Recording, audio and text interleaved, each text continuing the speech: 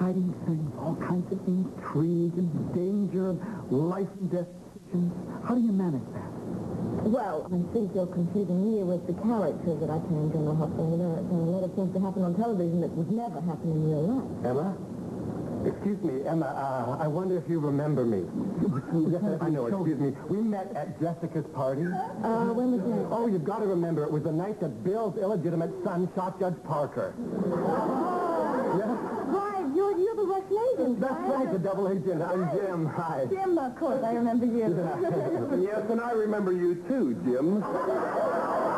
Excuse me, but do I know you? You should. You left me for dead on a runaway Ferris wheel in Bolivia. I don't know what you're talking about.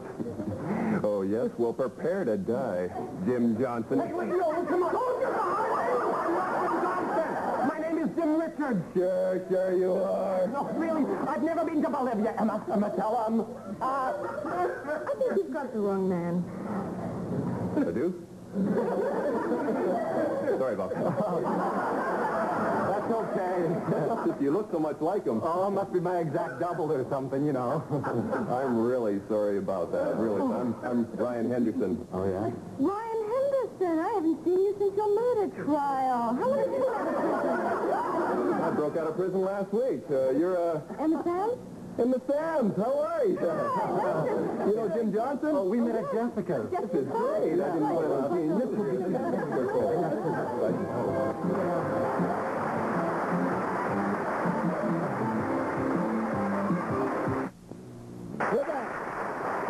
With Emma Sam in General Hospital, you know, it's true. Because people do think of you as the character. I said, last time you were on the show, I went back to my child Nanny, who's been with us for 15 years and watches every show. And I said, I met Emma Sam. She said, yeah.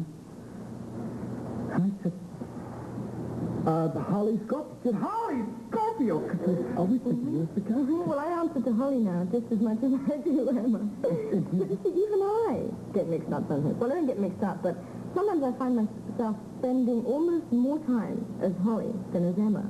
So that does get confusing. I mean, that's why I want Holly to remain happily married, because it's nice. I mean, you guys, you want them to remain happily married? What kind of mail do you get? It's always addressed to Holly, isn't it? No. Emma. Oh, Emma does get it? Yeah, oh, yes. People see it on the credits. It goes by real quick, but they do see it. Aside from the danger and intrigue in the show, what about the love scene? You know, you had a love scene in a swimming pool once that looked so beautiful. Well, no, wait. We just did one in San Antonio. And, you just did another one? It hasn't aired yet. And, I thought the first time you met Tony Geary. I would know then I was swimming naked in a pond. That was different. He wasn't in the pond with me, so therefore it wasn't really a love scene. In this case, Tristan and I were in the swimming pool together, and he was supposed to throw me in, and this hasn't aired yet, and jump in afterwards, and kiss me passionately. Well, as he threw me in, I winded myself, and I just couldn't catch my breath. I broke to the surface, and the next thing I know is Tristan is kissing me.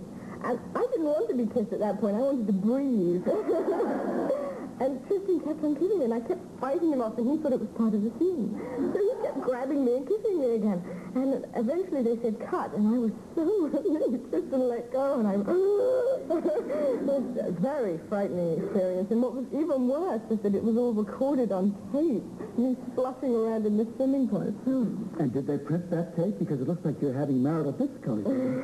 Well, they could only do it once, because otherwise they'd have had to dry off and do it all. So they had to use that one. But my friend in the production staff is threatening to send it to one of those, blooper shows, Life's Most Embarrassing Moments. I can't imagine you outside of this business. I mean, naturally, I know you have a life outside, but I can't imagine you doing an ordinary job. I assume that immediately you became a model or something. I did model for a while. Sure. But I'm actually very small to be a model. I'm 5'4", but when I started modeling, I was 5'3", and that really is much, much too small to be a model. I remember when I was in New York, I went to see Eileen Ford, who is really the big deal in modeling there. And I was sitting down, and she came to me, and she looked at me, and she went, oh, yes, dear, very, very nice, very nice. And I stood up to shake hands with her. She went, oh, no, dear. What's it got to do with the... You got to be tall, too. You have to be tall. So... To wrap it on the ramp, you mean? Yes, but every kind of modeling. In America, you have to be tall. In England and Japan, you can be smaller and specialize, and I specialized in makeup. And in fact, I ended up going to Japan twice a year for 4 years. I was the spokesperson for a cosmetics company there. Did you spokesperson in Japanese? A little bit, yeah. Yeah? Yeah. Squishy. That means a little. Squishy? Squishy. Oh. Chutta, that's another word for me. Sounds like when it's kind of, you step on something, you A lot of the language sounded like that. It was difficult to learn. I ended up learning about 50 words, which for eight trips was actually not very much, but it was difficult. Now, you probably were chosen for that job because you're no more than 5'4". Yes, exactly. For Japan, I was considered quite tall, though. You know, I felt nice and tall in Japan. But they thought that once they'd made me up, I looked slightly oriental, so that it was good that I was wearing Japanese makeup. Have you ever played an oriental part? No, not yet. I'd like to, though. That would be terrific. Now, have you ever had a mundane workaday job? Yes, when I worked in the deli. I worked in a deli for 6 months, and it was quite funny. We were serving American food. You were slinging hash? Not quite. Oh. No. I was serving sandwiches. But the man who owned the restaurant was Korean. The man who made the sandwiches was Mexican, and there was me serving them, an English girl. None of us were American. And it was really a very funny experience. I learned a lot about it. I didn't know what pastrami was before I started working there. I had a lot to learn. Did you get a chance to taste some? Oh, yes. That was the best part of the job, was that I got as much free food as I wanted, which at the time, when I was really quite hard up, that was perfect. And I used to eat a lot for lunch when I was working there. And I'd eat no dinner and no breakfast, so I'd eat it all at one time. I can't imagine you being a starving actress. It really is. Well, it seems to me that working as a waitress is almost mandatory for an actress. It seems like to be part of the job. And when you work as a waitress, you can't be a starving actress because you're in the kitchen. Right, all the time. exactly. And how did you start out in the business? Well, originally I was going to be a ballet dancer. Ah, now that I can understand. And I was at the Royal Ballet School in London for 6 years, until I was 16, when I had an injury, so I had to stop dancing.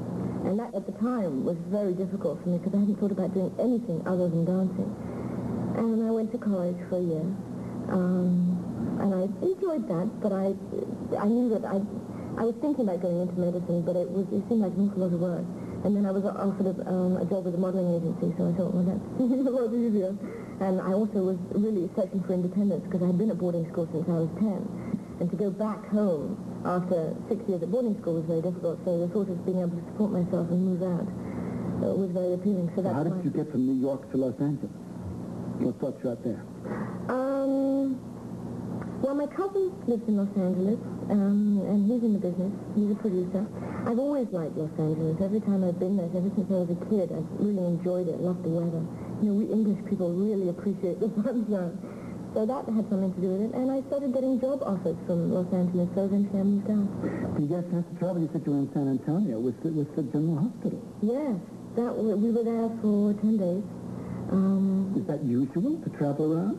Well, we were in Victoria just last year on location. Yeah, I wonder. So General Hospital goes on location once or twice a year, but I also do a lot of traveling in between for myself on weekends and things like that. But you don't go to Japan anymore?